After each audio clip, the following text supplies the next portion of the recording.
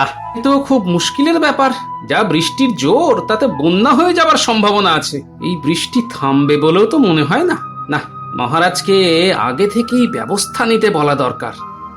তুমি এই বৃষ্টিতে এখন রাজবাড়ি যাবে? হ্যাঁ, কেন মন্ত্রী নেই? সে কি নাকে তেল দিয়ে ঘুম হচ্ছে? সে যে যাই করুক, আমাকে তো আমার কাজটা করতেই হবে গিন্নি। এই দুর্যোগ মাথায় নিয়ে তুমি এখন রাজসভায় যাবে? হ্যাঁ? মনে তো হয় আজ কেউ আসবে না। হ্যাঁ, সেই জন্যই তো আমাকে যেতে হবে, মহারাজকে সাবধান করে দিতে হবে।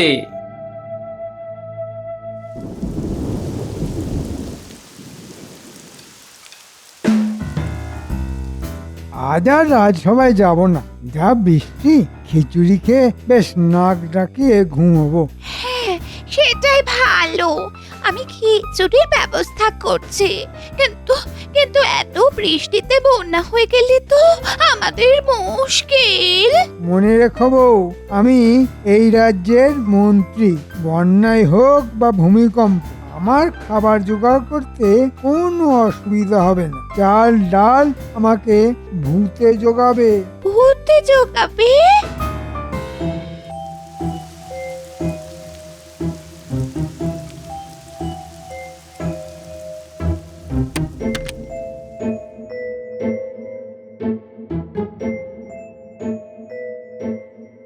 এই দুর্যোগের দিনে তুমি কেন আসতে গেলে গোপাল?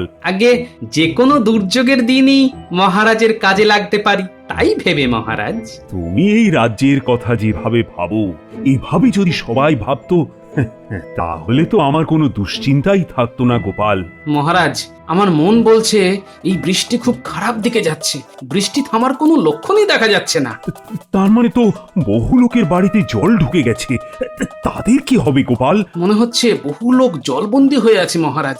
তাদের কাছে ত্রাণ পৌঁছে দিতে হবে। কিন্তু বৃষ্টি না কমলে তো ত্রাণ দেওয়ারও কোনো উপায় দেখতে পাচ্ছি না। হয়তো এই বৃষ্টি আর কয়েক ঘন্টার মধ্যে থেমেও যেতে পারে, কিন্তু জল যা জমেছে তা নামতে বেশ কয়েকদিন সময় লাগবে। এই সময়টাই মানুষের সব থেকে বেশি করে ভান্ডারে টান পড়ে, তখনই তো ত্রাণ দেওয়া প্রয়োজন। মহারাজ, রাজবাড়িতে যত চাল ডাল আছে সব জোগাড় করে রাখতে বলুন। কাল সেগুলি বাড়ি বাড়ি পৌঁছে দিতে হবে। ঠিক ঠিক, আসলে ওটা মন্ত্রীর কাজ। কাল নিশ্চয়ই আসবে, আর ওকে দিয়েই এই কঠিন কাজটা করাতে হবে। মন্ত্রী মশাই এই কাজ লুফে নেবে, আপনি দেখে নেবেন মহারাজ। হ্যাঁ, তাহলে তো খুবই ভালো হয়। মন্ত্রীকে দিয়ে একটা দুরূহ কাজ করানো যাবে। আজ তবে আসি মহারাজ, আর দেরি করলে সন্ধে হয়ে যাবে।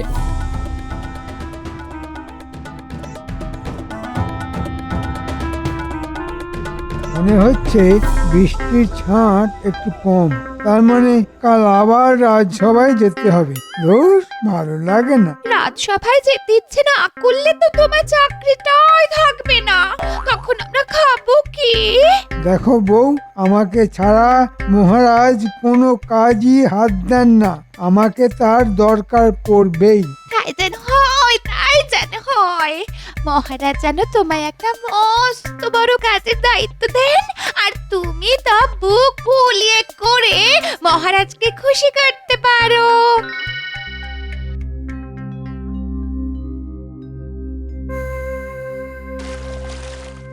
যাক, বৃষ্টি একটু কমেছে, কিন্তু ক্ষতি যা হবার হয়ে গেছে। কাল সকালের আগে জলমগ্ন অঞ্চলগুলিতে ত্রাণ পৌঁছানো যাবে না।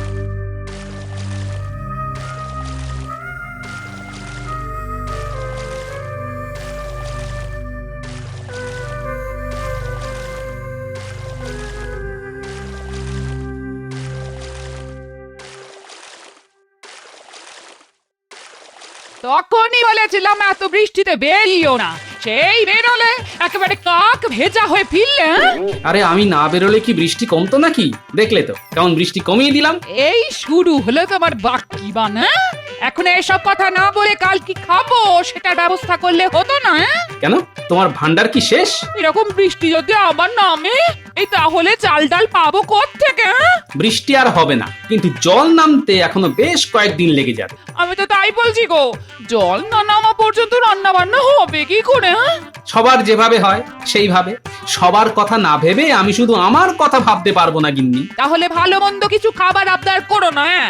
যা জোগাড় হবে তাই খেতে হবে। হ্যাঁ, গিন্নি, বন্যায় বাড়িঘর ভেসে গেছে, আর আমি চাইবো ভালো মন্দ খাবার। তুমি আমাকে তাই চিনলে গিন্নি? হাড়ে হাড়ে চিনি তোমায়, পাছে বাজারে পাঠাই তাই রাজ্যের সমস্যা ভাবতে শুরু করলেন উনি। অলস কাকে বলে?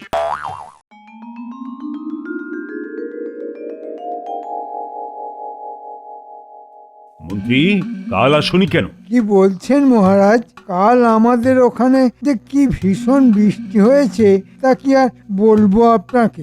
ও, শুধু কি তোমাদের ওখানেই বৃষ্টি পড়েছিল, অন্য কোথাও নয়? সেটা তো আমি ঘুরে দেখিনি মহারাজ, তবে আমাদের বাড়ির আশপাশ একেবারে নদী হয়ে গেছিল। গোপাল, তোমার বাড়ি চারপাশে জল জমেনি? আগে হ্যাঁ মহারাজ, একদম বুক সমান জল, তাই ঠেলেই তো আমি এলাম। কাল ওই দুর্যোগের মধ্যে রাজ্যের মানুষেরা কতটা দুর্দশায় আছে তা কিন্তু মন্ত্রী জানা উচিত ছিল। আমি তো জানার চেষ্টা করেছি, কিন্তু এত বৃষ্টি যে... থামো থামো মন্ত্রী, আমার রাজ্যের কোথায় কোথায় মানুষ জলবন্দী হয়ে আছে তা আমার জানা নেই।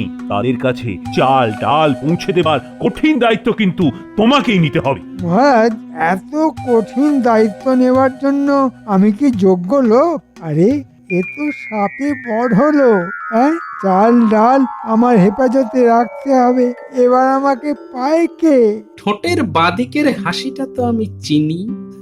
এবার চুরি করে মহারাজের ভান্ডার খালি করে দেবে বেটা। এই কঠিন কাজটা আমি তোমাকেই দিলাম। গোপাল, তুমি বরং মন্ত্রীকে সাহায্য করো। মহারাজ, ত্রাণ কিভাবে কোথায় কখন কাকে পাঠাতে হয় তা আমার থেকে মন্ত্রী ভালো জানে। ঠিক লোককেই আপনি সঠিক কাজটা দিয়েছেন।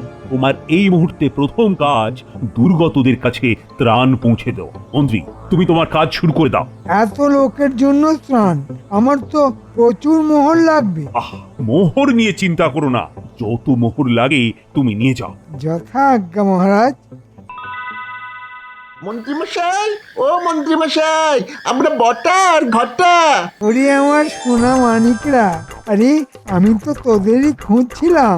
আমাদের খুঁজছিলেন? আহা, কি ভাগ্য আমাদের। তার দরজাটা একটু খুলুন না, নইলে ঢুকবো কি করে? দরজা খোলা যাবে না, জল হুড়মুড়িয়ে ঢুকবে। তাহলে দেখা হবে কি করে?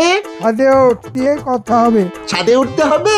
কেন, তোরা তো ছাদ দিয়েই ঘরে ঢুকিস। ঠিক আছে, আমরা ছাদ দিয়ে আসছি। ঘটা, আমি ছাদে উঠছি, তুই আমার পা চেপে ধর, নইলে কিন্তু জলে পড়ে যাবি। ঠিক আছে, তুই আগে ওঠ। শক্ত করে ধরে থাক ঘটা, জলে পড়লে আমি কিন্তু তোকে তুলতে পারবো না। শোন, একটা দারুণ কাজ এসেছে। হ্যাঁ, এবার বলুন কি করতে হবে? আমি কিন্তু ডুব সাঁতার জানি না। হ্যাঁ, আরে সেরকম কাজ নয়, মহারাজ জলবন্দীদের ত্রাণ দেবে। সেই ত্রাণ বস্তায় বস্তায় আসছে, রাখা হবে গুদামে। সেই গুদামের চাবি থাকবে আমার হাতে। বস্তায় বস্তায় প্রাণ আসছে? যা বাবা, এত প্রাণ আমরা কাদের দেব? যারা মরে গেছে তাদের? তোর মুন্ডু, ত্রাণ নয় রে, ত্রাণ ত্রাণ। মানে যারা এখন জলের জন্য বেরোতে পারছে না, তাদের জন্য খাবার দাবার তো পাঠাতে হবে। এটাকে ত্রাণ বলে। মুখ্য কোথাকার। আপনার মধ্যে এত মায়া মমতা আছে তা তো আগে জানতাম না মন্ত্রী মশাই। আছে রে আছে, তোদের জন্য মন আমার বারবার কেঁদে ওঠে। তাই তো এই ত্রাণ কারোর কাছে যাবে না, তোদের কাছেই থাকবে। আমি সামান্য বিলিয়ে বাকিটা তোদের দিয়ে দেব। আপনার কথা শুনে আমার চোখেও জল চলে আসছে। কত ভালো আপনি। তা ভাগাভাগিটা কেমন হবে? কেন, যা ভাগ তা আদায় হবে রে। আমার জন্য তোদের প্রাণ কাঁদে না? সব সময় কাঁদে মন্ত্রী মশাই, কিন্তু প্রাণ কি করে আধা আধি ভাগ হবে বুঝতে পারছি না তো। তোদের প্রাণের চাবিকাঠি তো আমার হাতে রে বোকা। আমার হাত থেকে তোদের পরিত্রাণ নেই রে বটা ঘটা। কাল জল নেমে গেলে আমার কাছে আসিস।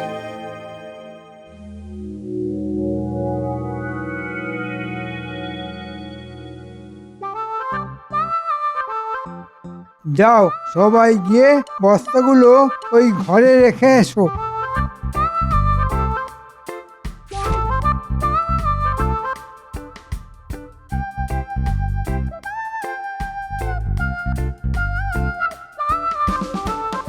কি হলো, মন্ত্রী এখনো আসেনি? আগে আসার সময় দেখে এলাম মন্ত্রীমশাই ত্রাণের বস্তাগুলির তদারকি করছেন মহারাজ। যাক, মন্ত্রী কাজ না করে করে একেবারে অলস হয়ে পড়েছিল। এতদিনে এমন একটা কাজ দিয়েছি যে ফাঁকি মারার রাস্তা নেই। আপনি নিশ্চিন্ত থাকতে পারেন, মন্ত্রী কখনো এই কাজে ফাঁকি মারবেন না, গুছিয়ে কাজ করবেন একেবারে। এই আমি গুদামে চাবি দিয়ে দিলাম। এই চাবির খবর কেউ পাবে না। খেল শুরু হবে আজ রাত থেকে।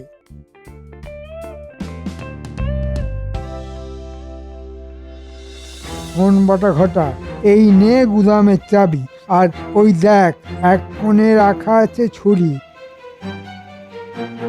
এখনই বেরিয়ে পড়, গুদামের চাবি এই তোদের দিয়ে দিলাম। কাজটা কি সেটা তো বলুন আগে। হ্যাঁ হ্যাঁ, আমি বুঝেছি। ওই প্রাণ না জানি কি ওই তা চুরি করে আমরা আপনার হাতে দিয়ে যাব, তাই তো? ওটাকে আজকাল আর কিছু বুঝিয়ে দিতে হয় না, ওর থেকে কিছু বুদ্ধি ধার নেড়ে বটা। না না না না না না না, আমি ওই বাকি বক্কায় কাজ করি না। ওটাকে ধার দিলে ও শোধ দেয় না। ঠিক আছে, অনেক সময় নষ্ট হয়েছে, এবার ভালো করে কথাটা শোন। তোরা এক্ষুনি গিয়ে গুদামের চাবি খুলে ঢোক, তারপর এই ছুরি দিয়ে বস্তা কেটে চাল ডাল বার করে আর একটা বস্তায় পুরে এখানে নিয়ে আসবি। কিন্তু একটা কথা শুনে রাখ, বস্তার কাটা দাগ যেন দেখে মনে হয় ইঁদুরে খেয়েছে। ঠিক আছে, যেমন বলছেন তেমনই কাজ হবে।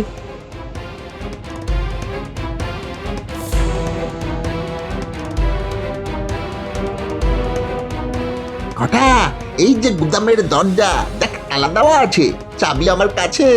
আয় তালাটা খুলি। হ্যাঁ হ্যাঁ, এই নে চাবি। হ্যাঁ দে।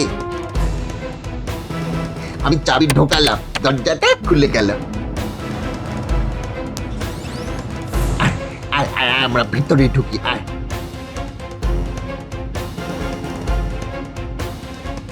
ওই যে বস্তাগুলো পড়ে আছে, চল তাড়াতাড়ি এগুলোকে কাটি। হ্যাঁ হ্যাঁ, জলদি কাজ সেরে ফেলতে হবে। তুই মাল বার কর আর আমি এই বস্তায় ভরি।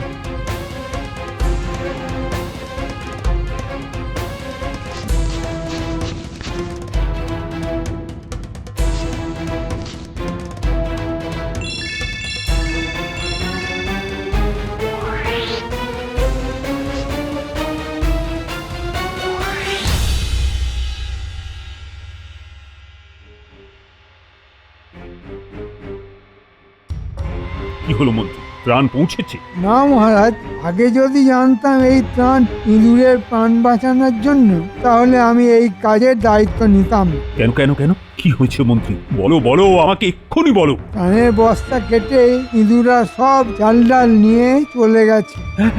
এটা তুমি কি বলছো মন্ত্রী? চাল ডালের বস্তার সবকিছু নিয়ে চলে গেছি ইঁদুর?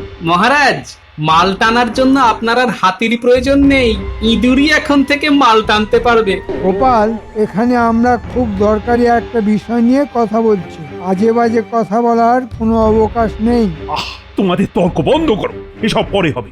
আজ আবার গুদামে চাল ডালের বস্তা ভরো, কাল থেকে আবার ত্রাণ চালু করো। একদিন না হয় পিছিয়ে গেল। হ্যাঁ, সেটা তো হলো, তার চেয়েও বড় কথা কত খরচা বেড়ে গেল, আবার নতুন করে সব কিনতে হবে। মহারাজ, কিছু মোহর তো লাগবেই। আরে যত খুশি মোহর নিয়ে যাও, ত্রাণ কিন্তু কালকের মধ্যেই পৌঁছতে হবে।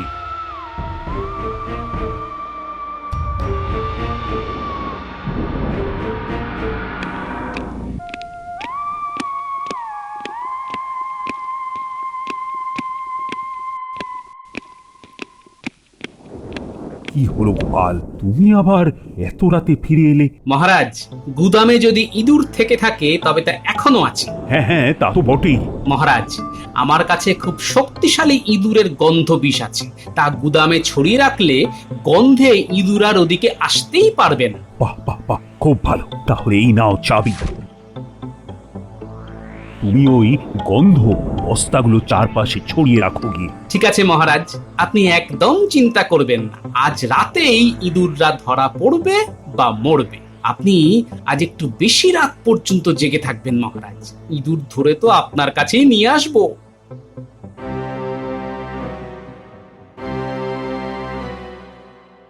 চমৎকার কাজ করেছিস রে পটা ঘটা। আজ আবার মাল এসেছে, আজ ঠিক ওইভাবেই তোদের কাজ করতে হবে।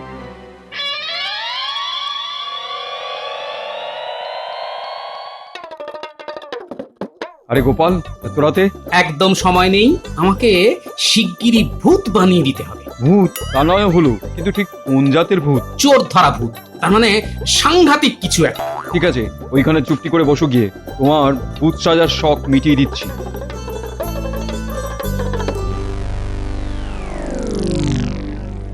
ঘটা ঠিক কালকের মতো, বুঝেছিস? এক কাজ একইভাবে দুবার করতে ভালো লাগে বল। বাবা, আজ আবার একটা টিমটিমে আলো কেউ লাগিয়ে গেছে। ভালোই হয়েছে, দেখতে সুবিধা হবে। ওই যে বস্তাগুলো দেখা যাচ্ছে রে, তুই ওদিকটায় যা, আমি এদিকটা সামলাচ্ছি। গুলটে, ন্যাপলা, যা বললাম তা মনে আছে তো? ঠিক মতো করতে পারবি তো? হ্যাঁ হ্যাঁ, কেন পারবো না? ওটা এই ঘরে কি যেন আছে, আমি টের পাচ্ছি। তুই আসলে ভয় পাচ্ছিস কেন বলতো? না রে, আমিও মনে হচ্ছে কিছু একটা দেখলাম। এই কি বলতো? হ্যাঁ কি? একটা ছায়া। হ্যাঁ রে। ওরে বাপ রে, কি ভয়ঙ্কর চেহারা রে, মারাত্মক কোনো ভূত রে বটা। আমি যে তাকাতেই পারছি না বটা। তুই তো তাকিয়েছিস, আমি তো চোখটাই খুলতে পারছি না। ওরে বাবারে। তোমরা বটা ঘটা এখানে কি করছিস? আমরা প্রাণ নিতে এসেছি প্রভু। প্রাণ চাই না প্রাণ চাই? হ্যাঁ, দুটোই প্রভু। দুটোর যে কোনো একটা। ত্রাণ পেলে প্রাণ পাবি না, প্রাণ পেলে ত্রাণ পাবি না। প্রভু, প্রভু, আমরা এখন পালাতে চাই, যাবো? হ্যাঁ, পালাবি। বটা ঘটার কাঁধে ওঠ, নইলে চিবিয়ে খেয়ে ফেলবো। দেখ আমার দাঁত, দেখ এখনো কেমন রক্ত লেগে আছে। না না প্রভু, আমায় এক্ষুনি খাবেন না। মন্ত্রীমশাই আগে মোহর ভাগ করে দিই, তারপরে যত ইচ্ছে খেতে চান খান। এই আমি ঘটার কাঁধে উঠে পড়েছি, এইবার যাই প্রভু। হ্যাঁ, এবার যা। তাই তো, চোর এবার বাইরে বেরোচ্ছে, এবারই তো আমাদের কাজ। আমি তৈরি আছি। প্রভু, আপনি চলে গেছেন? না রে, তোকে খাবো বলে পিছে পিছে আসছি। ওরে বাবারে বাবা, ঘটা ভূতটা আমাদের পেছনেই আসছে রে। চোখ বন্ধ করে রাখ, তাকাস না। কি আমাদের উপর কারা যেন ঝাঁপিয়ে পড়লো না? এরা কারা রে, ভূতের বাচ্চা নাকি? শক্ত করে বেঁধেছিস তো? এবার ওদের আসল জায়গায় নিয়ে চল। আপনি ওকে সঙ্গে যাবেন প্রভু? কেন, গেলে তোদের ভালো হয়? না গেলেই ভালো হয় প্রভু, তাহলে এই চোখটা খুলতে পারি। আগে মহারাজের কাছে সব খুলে বলবি, তারপর।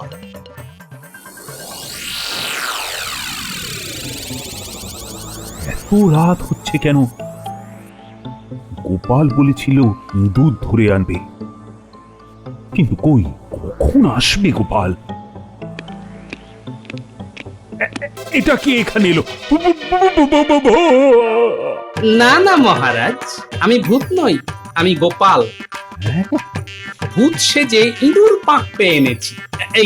এই যে দুই নেংটি ত্রাণের বস্তা কেটে সব জিনিস নিয়ে গেছে। এদের নাম বটা আর ঘটা। গুদামের চাবি এরা এলো কোত্থেকে গোপাল? যাকে চাবি দিয়েছিলেন সেখান থেকেই এরা পেয়েছে।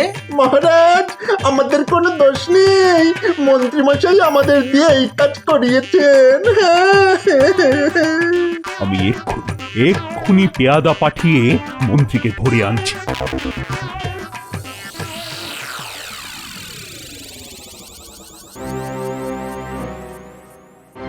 এতক্ষণ তো লাগার কথা নয়, কেন লাগছে? ধরা পড়ে গেল নাকি? হ্যাঁ,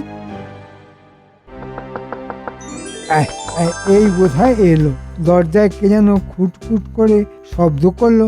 যাই, দরজাটা খুলে দেখি। বটা ঘটা এলি নাকি রে? এই যে মন্ত্রীমশাই, মহারাজ আপনাকে তলব পাঠিয়েছেন। বটা আর ঘটা মন্ত্রীর সামনে বলতে পারবে তো যে মন্ত্রীর কথাতেই তোমরা এই কাজ করেছো? মহারাজ, আগে প্রাণ তারপর ত্রাণ, আরে বটা ঘটা এখানে? না মানে মহারাজ, আমায় আমায় ডেকেছেন? মহারাজ, মন্ত্রী এইমাত্র বটার ঘটাকে দেখে চমকে উঠেছেন। তার মানে উনি ওদের চেনেন, আর আমি ওদের হাতে নাতে চুরি ধরে ফেলেছি। তার মানে কি দাঁড়াচ্ছে মহারাজ? এটাই প্রমাণিত হলো যে মন্ত্রী এই বটা আর ঘটাকে দিয়েই চুরিটা করিয়েছে। কিছু বলবে নাকি মন্ত্রী? মহারাজ, আমি দোষ স্বীকার করে নিচ্ছি। আসলে লোভে পড়ে গেছিলাম। তার জন্য যে কোনো শাস্তি আমি মাথা পেতে নেব। মন্ত্রী, রাজবাড়িতে বড্ড ইঁদুরের উৎপাত শুরু হয়েছে। তোমাকে সব ইঁদুর এই বাড়ি থেকে তাড়াতে হবে। নাও নাও, তোমার কাজ শুরু করে দাও এবার। মহারাজ, এই দুটো নেংটি ইঁদুরকে কি করা যায় বলুন তো? আপাতত কারাগারে থাকুক, কাল সকাল হলে দেখা যাবে কি করা যায়। আর তোমাকে আমি এই 100 স্বর্ণ মুদ্রা পুরস্কার হিসেবে দিলাম। মহারাজ, এটা আমার প্রাপ্য নয়। আমার খুদে বাহিনী না থাকলে এই কাজটা করতেই পারতাম না। ধরে নাও, এই পুরস্কার আমি ওদেরই দিলাম। মহারাজের জয় হোক। রাত থেকে ছুটে যাচ্ছি, একটা ইঁদুরও ধরতে পারছি না। এবার আমাকে শুলেই যেতে হবে। প্রাণ চুরি করতে গিয়ে আমার প্রাণটাই চলে যাবে।